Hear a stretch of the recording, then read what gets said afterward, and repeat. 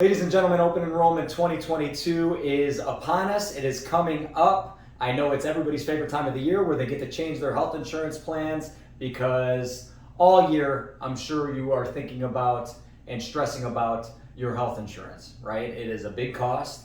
It is extremely frustrating. I'm here to make it very, very simple for you, okay? Now, Open Enrollment typically runs from November 1st to December 15th.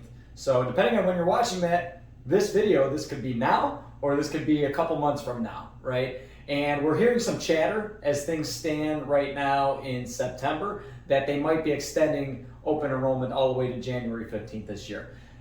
Fact for you is you should be planning on doing this stuff and getting everything done and set up for next year in early November. Just get it out of the way, right? So I'm gonna go through very, very quickly what you should be thinking about and what I think about as a health insurance agent whenever I talk to anybody in the 22 states I'm licensed in right now. It's these four things: income, health, network, and what the human I'm talking to on the phone's biggest concern is.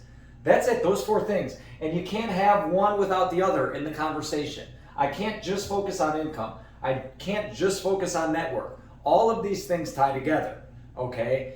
And they tie together in a way that leads us down the path to find the perfect plan, and I guess I shouldn't use that word perfect, to find the best plan for somebody's specific situation, okay? Because insurance is not perfect by any means. Matter of fact, in the US, it's entirely screwed up, so we gotta do our best. Now, some people can truly benefit by everything going on in the market, and there's been some changes, which I'm going to address in another video or two coming after this, but let's just talk about how we handle this. So first of all, we talk about income.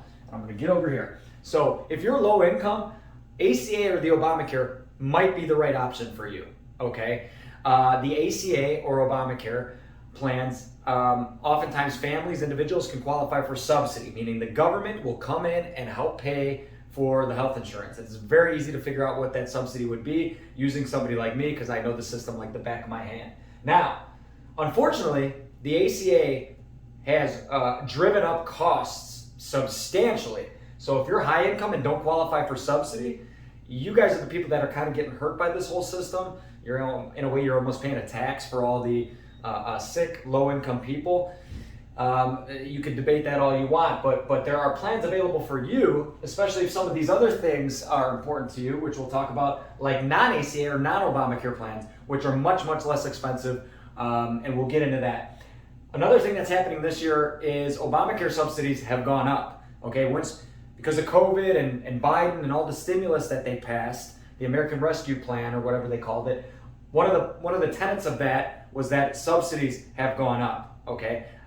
Subsidies are very important. I'm going to make another full video talking about how those have changed in 2022, so look out for that. But just know that subsidies have gone up for lower income people. Now, once we address income on our call, we talk about health. Do you have health issues?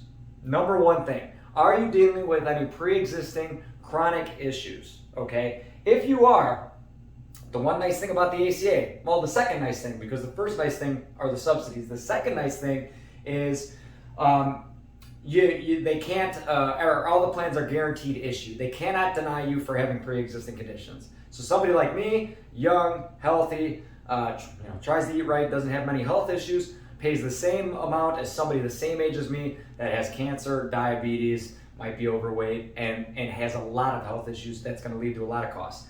The difference in the price will not, there will be no difference, okay? Now, when we're talking about healthy individuals, and I deal with a lot of them that are fed up with all the costs of the ACA and how expensive those plans are, especially if they cannot qualify for subsidy. Again, non-ACA plans, they're not mandated to cover pre-existing conditions. So if your income is high and you're in good health, this is a fantastic option for you, okay? And these plans are a little bit harder to find, but I know all the plans available in all the states I'm licensed in. I know the market well, so you can always just reach out. And then here's the big thing we have to think about. I deal with a lot of people that have, I have a shoulder issue, or I have a knee issue, or I have high blood pressure, high cholesterol.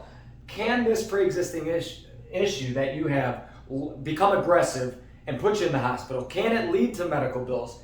If it can, and it's a concern to you, you probably have to go ACA, okay? You're probably forced into that. If you have it fully under control because you're taking a generic medication Like for blood pressure, we see a lot. You take a generic med and everything is under control. You could still stick with non-ACA, and we could save you a ton of money in those situations.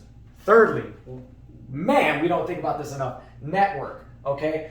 One drawback of Obamacare or the ACA are companies that participate in these exchanges, they are trying to cut costs. Number one way, or one of the number one ways to do that, is to restrict the networks, okay? Most people, especially coming from the group market, they want big nationwide PPOs.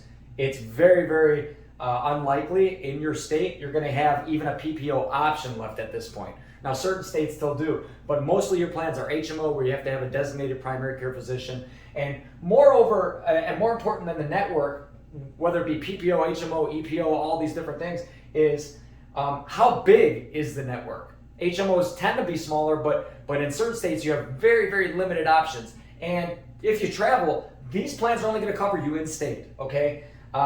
So we have to talk about this and whether you have specific doctors or hospitals that you do need should something come up. This is all part of unpacking your needs. And then, again, I'm trying to kind of make things different or make you understand these differences between non-ACA, but this is an advantage of non-ACA. Humongous nationwide PPO networks, okay? So if that's a concern to you, non-ACA could be a very good option. And then lastly, as we're unpacking your needs, we're going to talk about what's your biggest concern. I'm going to ask you straight out, is it catastrophic?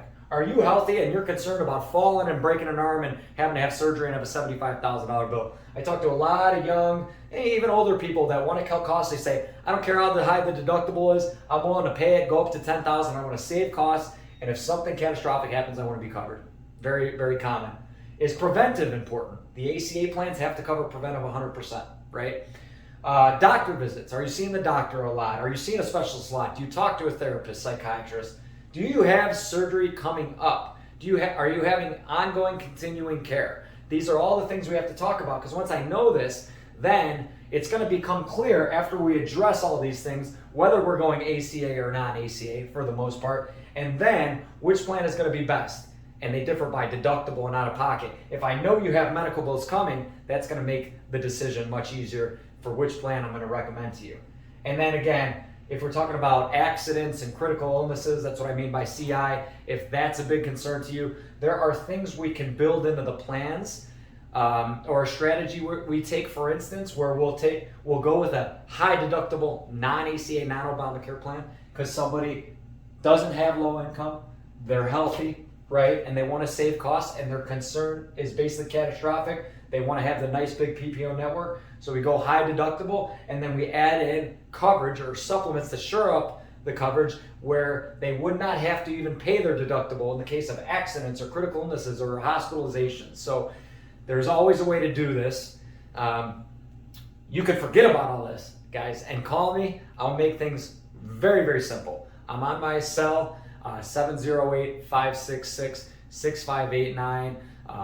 This is going to be on YouTube or Facebook, wherever you find me. Shoot me a message, shoot me a call, shoot me a text. I'm happy to help and go through all this. And keep an eye out for the videos that are coming about how these subsidies are increasing this year, or the differences between ACA, non-ACA, and networks and everything else I'm going to do. So get prepared, reach out to me, get on my schedule, get on my calendar, and we will knock this thing out stress-free.